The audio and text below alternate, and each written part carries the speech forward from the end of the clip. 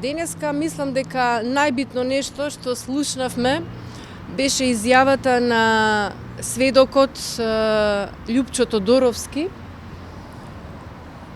во однос на прашањето, односно изјавата на еден од обвинетите, каде што тврдеше дека некоја личност по име Радникот, што го кажувале во таа некоја си просторија, всушност му кажувал, односно му дал напишани листови, хартија, тетрадки му давал, како да ја даде изјавата, а таа изјава е всушност онаа пред истражниот судија. Тоа го негираше. Сведокот кажа дека такво нешто немало. Прво, не испрашувал никого, затоа што тоа не му била работа. Второ, не ги познава, не ги видел денес присутните обвинети во судницата и дека на никого не му кажувал, ниту му давал нешто напишано, ниту тетрадка на кој начин да даде изјава. Тоа беше нешто што е појасно, што е побитно, меѓутоа од изјавата на сведокот Гордана Јанкуловска, тогашна министерка за внатрешни работи, нешто конкретно да се разјасни, да се појасни, да се дополни, да се образложи, немаше што ќе го смени текот на истрагата. Да, меѓутоа имаше образложенија на некои работи, меѓутоа тоа не допринесуваат за нешто ново или поинаков тек на постапката.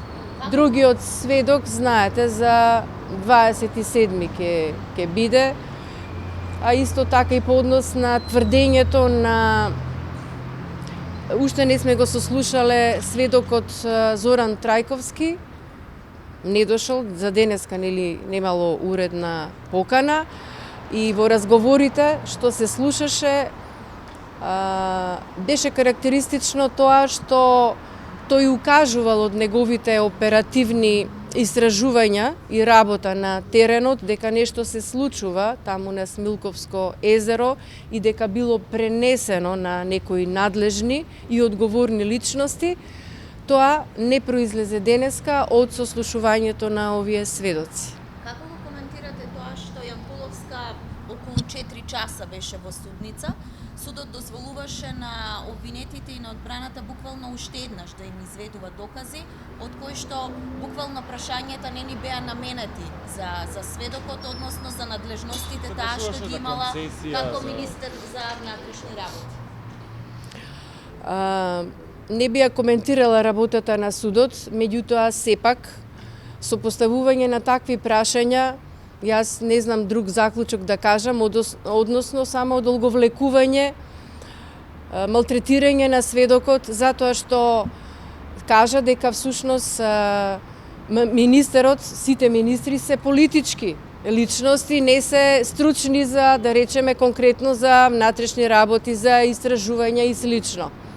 А сите тие прашања што беа поставувани, беа всушност коментари, нивни, лични, беа прашања наменети кои што би требало да бидат наменети за вештаци и за други лица кои што всушност биле дел од оперативните зафати и дел од прибирање на сите податоци во врска со случајот. Што значи дека мислам дека треба да се раководи судот соодветно согласно законот и треба на ист начин да се однесува како спрема обвинителството, така и спрема одбраната. Во овој случај очигледно беше дека 2 часа изгубивме за многу небитни работи, не суштински и не соодветно поставени прашања за тој сведок.